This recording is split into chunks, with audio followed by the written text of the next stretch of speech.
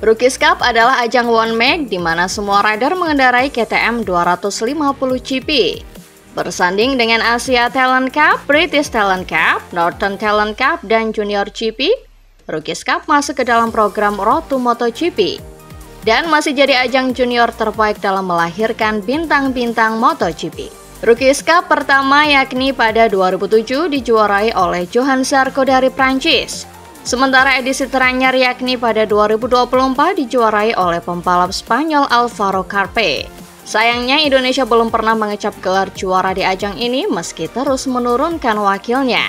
Rookies Cup pun memastikan musim kompetisi 2025 akan diikuti oleh 26 pembalap dari berbagai negara di dunia.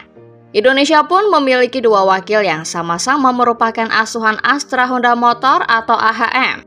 Veda Ega Pratama dan Muhammad Kiandra Ramadipa. Veda yang menjuarai Idemitsu Asia Talent Cup 2023 mendapatkan kesempatan promosi ke Rookies Cup pada 2024. Kiandra pun mendapatkan promosi ke Rookies Cup pada 2025 usai menduduki peringkat keempat di IETC 2024.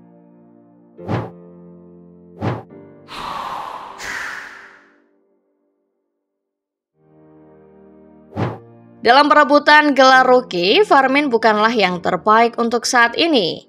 Tetapi Firmin Aldigar semakin dikenal di MotoGP. Pembalap Gresini Ducati ini baru saja menyelesaikan akhir pekan terbaiknya musim ini dan bertekad untuk membawa motivasi itu ke Jerez, balapan kandang pertama tahun 2025. Setelah 4 putaran di luar benua, kini saatnya menghadapi sirkuit-sirkuit Eropa. Tahun ini, dengan kehadiran lebih banyak rookie di kelas utama, pertarungan di antara mereka terjadi kembali. Pembalap pemula pertama yang membuat namanya dikenal sejak balapan pembuka Thailand tidak diragukan lagi adalah Ai Ogura, yang saat ini berada di posisi ke-9 di klasemen dan rookie terbaik dengan 29 poin. Menurut pembalap Spanyol itu, pada kenyataannya situasi sulit yang dialami Martin telah memaksa Aprilia untuk meninjau kembali rencananya yang menguntungkan Trackhouse yang masih pemula dengan membantu penuh Ai Ogura. Di sisi lain di garasi Gresini ada Alex Marquez yang sekarang sudah berusia 29 tahun dan cukup berpengalaman di kelas utama, menjadi patokan bagi tim Nadia Padovani. Saat ditanya bagaimana hubungan antara keduanya, apakah ada kolaborasi? Firmin berujar pada dasarnya mereka melakukan hal sendiri-sendiri. Namun, ini tidak berarti bahwa kedua rekan itu tidak berbicara satu sama lain. Justru sebaliknya, seringkali tetap berdiskusi ban mana yang akan digunakan untuk balapan. Dia menambahkan bahwa bukan hanya masalah itu saja, namun juga sebagai mentor. Tidak hanya itu, sebagai seorang pemula di MotoGP, Aldigar telah meminta saran kepada rekan setimnya beberapa kali dan menerima 2 kali saran.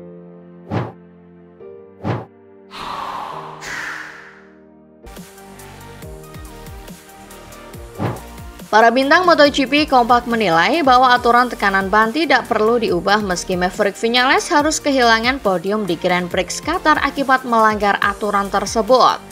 Viñales yang membela Tech 3 KTM sempat mencuri perhatian di Qatar. Start dari posisi ke-6, ia berhasil memimpin balapan dengan motor yang sebelumnya terlihat kurang kompetitif sepanjang musim 2025. Namun meski finish di posisi kedua, ia akhirnya diturunkan ke peringkat 14 karena melanggar aturan tekanan ban MotoGP. Aturan saat ini mengharuskan pembalap menjaga tekanan ban dengan minimal 1,8 bar selama 60% durasi Grand Prix. Jika gagal memenuhi syarat ini, penalti waktu 16 detik akan diberikan. Karena Viñales start dari baris kedua dan diperkirakan akan balapan dalam rombongan tengah pembalap, KTM tidak mengatur tekanan bannya untuk kondisi memimpin balapan di udara bebas, yang akhirnya menyebabkan pelanggaran. Aturan ini sudah menuai kritik sejak diterapkan tahun lalu. Dengan Michelin, pemasok ban mendorong regulasi tersebut demi alasan keselamatan. Menjelang Grand Prix Spanyol akhir pekan ini, Marc Marquez menilai bahwa aturan ini tetap diperlukan. Tetapi Michelin mungkin bisa mempertimbangkan untuk menurunkan ambang batas jarak dari 60%. Ia menjelaskan bahwa fokus utama adalah keselamatan seperti yang ditekankan Michelin. Namun menurutnya mengurangi presentase putaran yang harus memenuhi tekanan minimum bisa jadi solusi. Terutama setelah melihat kasus Viñales, di mana tekanan bannya turun saat memimpin balapan dan tidak pernah pulih kembali. Ia menambahkan bahwa setiap perubahan harus disetujui Michelin karena menyangkut aspek keselamatan. Di sisi lain, Marc Marquez juga berbagi pengalamannya di GP Thailand, di mana ia sengaja melambat dan membiarkan Alex Marquez mendahuluinya untuk menjaga tekanan ban demi menghindari penalti serupa. Namun tidak semua pembalap bersimpati pada Viñales. Pecco Bagnaia menegaskan bahwa aturan adalah aturan, dan setiap pembalap harus mematuhi batas tekanan yang ditetapkan Michelin demi keselamatan.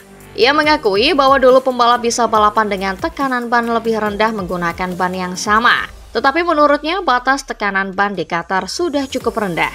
Ia yakin aturan ini tidak akan mengganggu performa dan balapan bisa berjalan seperti biasa. Alex Marquez punya pandangan serupa. Menurutnya, meskipun ambang batas jarak mungkin bisa sedikit disesuaikan, aturan ini berlaku untuk semua pembalap. Baginya, kompetisi juga terletak pada pengelolaan detail seperti ini.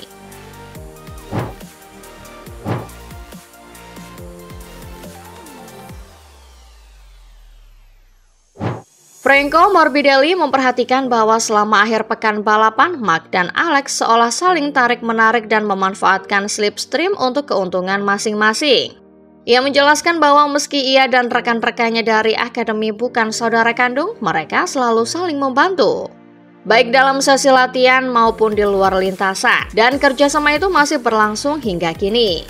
Mengenai penampilannya di Qatar, ia mengakui bahwa dirinya kurang tepat dalam mengelola ban, meskipun konsumsi ban secara keseluruhan terbilang sangat baik. Untuk target ke depan, ia menegaskan ambisinya adalah terus bersaing di posisi 5 besar. Morbidelli sempat yakin bisa bertahan di barisan depan, tetapi akhirnya ia harus mengakui keunggulan kombinasi mematikan antara Marc Marquez dan motor GP25. Ia juga kesulitan mengejar laju Maverick Viñales serta motor merah Borgo Panigale milik Pecco Bagnaia. Awalnya, ia berada di jalur untuk finish keempat, namun posisinya naik ke peringkat ketiga setelah Viñales didiskualifikasi karena melanggar aturan tekanan ban. Bagi pembalap VR46 Racing ini, mampu memimpin balapan selama beberapa kilometer di Qatar menjadi sumber kelegaan, meski disertai sedikit penyesalan. Ia menjelaskan bahwa setelah memeriksa data, ia menyadari kesalahan dalam pengelolaan ban. Pada paruh pertama balapan, saat ia melaju kencang, ban ternyata tidak terlalu aus, dan ia merasa mengendarai motor dengan sangat baik. Namun ketika Marc Marquez dan Viñales yang tampil sangat cepat mendekat, ia mulai ragu. Menurutnya, Marquez mungkin memang lebih kencang saat itu, tetapi data menunjukkan bahwa konsumsi bannya justru lebih baik dibandingkan pembalap lain. Meski begitu, ia mengakui bahwa secara keseluruhan ia belum mampu mengelola ban dengan sempurna dan bertekad untuk memperbaikinya di balapan mendatang, seperti yang ia ungkapkan menjelang balapan di Jerez. Ketika ditanya soal dugaan kerjasama tim antara Marc dan Alex Marquez, Morbidelli menilai bahwa meski mereka dari akademi bukan saudara kandung, hubungan erat mereka terlihat jelas. Ia mengamati bahwa selama akhir pekan balapan, Marc dan Alex seolah saling membantu dengan memanfaatkan slipstream. Menurutnya, sikap ini bisa memberikan keuntungan. Dan jika kompetitor melakukannya, maka tim lain perlu meniru karena strategi ini terbukti berguna. Ia menambahkan bahwa hal ini perlu dibahas lebih lanjut di timnya. Mengenai potensi yang ditunjukkan di Lusail, Morbidelli menegaskan pentingnya tetap realistis. Ia menyadari bahwa rival-rival mereka sangat tangguh dan bersaing untuk posisi 5 besar yang menjadi ambisi timnya adalah tantangan besar. Untuk mencapainya, segala sesuatunya harus dilakukan dengan sempurna. Tetapi ia yakin timnya harus terus bekerja keras sesuai kemampuan terbaik mereka.